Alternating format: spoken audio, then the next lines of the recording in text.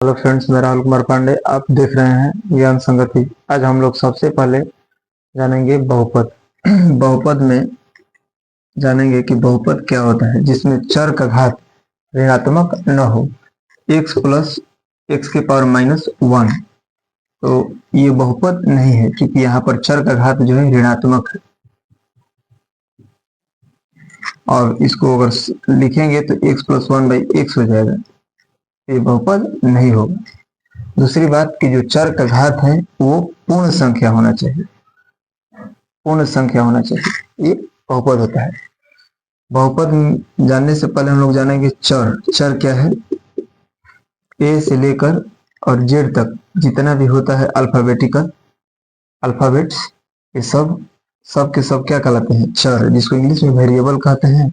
और फिर आता है अचर। जो गिनती की जो संख्या होता है ये सब के सब अचर कहलाता है। चर के प्रकार को देखते हैं। सबसे पहले देखते हैं रैखिक बहुपद। रैखिक बहुपद, रैखिक बहुपद जिसमें चर का अधिकतम घात 1 हो।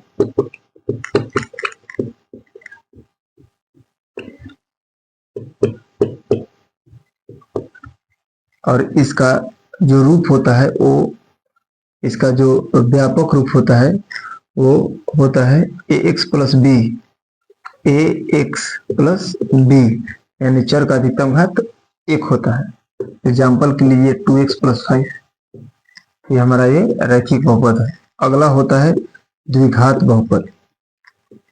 द्विघात बहुपद जिसमें चर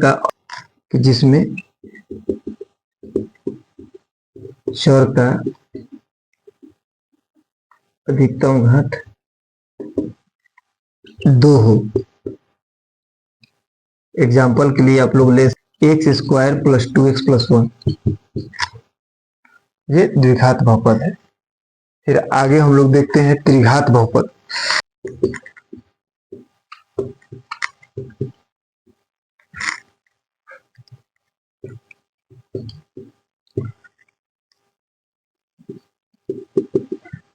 जिसमें चर का अधिकतम घात 3 है। 3 यानी 3, चर का अधिकतम घात 3 हो।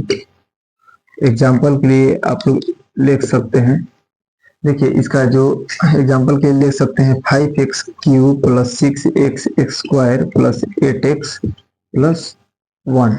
रूप होता है वो ax³ plus bx² plus cx plus d के रूप का होता है। ये ध्यान रखिएगा। आगे हम लोग देखते हैं, देखिए जैसे लिख दिए x² माइनस 2x माइनस 8, ये द्विघात बहुपद है। अब इसे देखिए प्रश्न किस तरीका से बनता है। सबसे पहले इसका कह देगा शून्यांक ज्ञात करें और सत्यता की जांच करें। तो सबसे पहले शून्यांक हम लोग इसको क्या करेंगे? ज्ञात करेंगे। तो ये एक शून्यांक कैसे ज्ञात करते हैं? ये x² को और 8 से मल्टीप्लाई करेंगे तो आएगा 8x²। इसका गुणनखंड निकालेंगे, फैक्टर। तो x² को 8 से -8 से गुणा करेंगे तो -8x² आएगा। अब यहाँ पर क्या करेंगे? x² को लिखेंगे और इसको हम लोग तोड़ेंगे 8 को। तो यहाँ पर 2 चौके 8, 2 से 8 में डिवाइड करेंगे तो 4 बार में, 2 से 8 में डिवाइड करेंगे 4 बार में और 2 से 2 बार में। तो अब इसी में से नंबर लेंगे तो देखिए 2 दूनी 4, 4 में से 2 जाएगा 2, यानी कि यहाँ पर -2 लाना है। तो -4x अब प्लस 2x करेंगे, ये दोनों को मल्टीप्लाई करेंगे, -4x अब गुने 2x करेंगे तो माइनस, ये माइनस का माइनस हो गया, 4 दूनी 8 हो गया और x² हो गया। ये इसके इक्वल आ गया। -8 है तो -8 लिख देंगे। अब यहाँ पर कॉमन लेंगे, x हो जाएगा। ये 2 गो है तो ये वो निकल गया तो 1 ठो बचा। फिर यहाँ पर माइनस है तो माइनस लिखाएगा। फिर ये x निकल गया, यहाँ पर ये वाला x निकल गया तो यहाँ पर 4 बचेगा। फिर यहाँ पर +2 हो गया, यहाँ पर 2 निकल गया तो यहाँ पर x बचेगा। फिर ये माइनस का माइनस और 2 से 8 में डिवाइड करेंगे तो 4 होगा। एक बार फिर से समझा दे रहे हैं हम। यहाँ पर x स्क्वायर है तो x निकल गया तो x बचा, माइनस है तो माइनस, यहाँ पर x निकल गया, ये x निकल गया तो 4 बचा, प्लस का प्लस 2 निकल गया तो x बचा, माइनस है तो माइनस और 2 से 8 में डिवाइड करेंगे तो 4 हो गया। यहाँ पर दोनों इक्वल है तो यानी कि अभी तक मेरा फैक्टराइजेशन ठीक जा रहा है। x + 2 को एक साथ लिखेंगे और ये दो दबा में से कोई एक को लिख लेंगे, x - 4 बराबर 0। तो ये x बराबर -2 हो जाएगा और x बराबर 4 हो जाएगा, यानी कि यहाँ पर शून्यक -2 और 4 आ रहा है। तो ये मान लीजिए कि ये हमारा हो गया अल्फा और ये हो गया बीटा। अब देखिए सबसे पहले समझते हैं इसके सूत्र के विषय में। एक फॉर्मूला होता है अल्फा प्लस बीटा -b/a। जो -b है वो कोफिशिएंट ऑफ x यानी x का गुणांक, और a जो है वो x² का गुणांक है। तो हम लोग देखते हैं यहाँ पर अल्फा का मान हमारा कितना आया है, अल्फा का मान आया है -2 और बीटा का मान कितना आया है 4। यहाँ पर 4 लिखेंगे और यहाँ पर x का गुणांक कितना है, x का इसमें देखेंगे हम लोग, x का गुणांक कितना है -2। तो -2 है, पहले से एक माइनस है तो यहाँ -2 और x² का गुणांक 1 है, यहाँ पर 1 है, यहाँ पर 1 लिखेंगे। अब दोनों इक्वल आना चाहिए तो 4 में से -2 घटेगा तो यहाँ पर 2 होगा, 4 में से 2 गया 2 और ये माइनस माइनस कट गया, हमारा कितना हो गया प्लस, या माइनस माइनस क्या हो गया प्लस हो गया, यानी कि LHS बराबर RHS।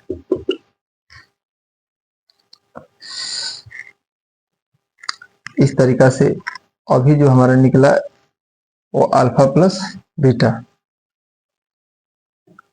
और अल्फा प्लस बीटा का मान कितना आया है, अल्फा प्लस बीटा का मान हमारा अभी कितना आया तो 2 आया है। अल्फा प्लस बीटा का मान कितना है 2। इसके चलेंगे अल्फा प्लस बीटा का मान कितना है 2। अब हम लोग जांच करेंगे 2 नंबर में अल्फा इंटू बीटा, इसका फॉर्मूला होता है C/A। हिंदी में होता है C जो है अचर पद है, C अचर पद है और यहाँ पर A जो है x² का गुणांक है, x² का गुणांक। अल्फा का मान हमारा कितना आया हुआ है, अल्फा का मान -2 आया हुआ है, बीटा का मान 4 आया हुआ है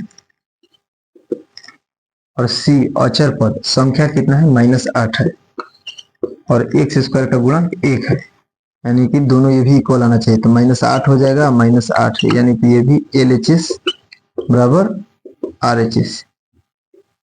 इस तरीका से हम लोग इसकी सत्यता की जांच करते हैं। अब इसमें और प्रश्न किस तरीका से बनते हैं उसको देखते हैं कि अल्फा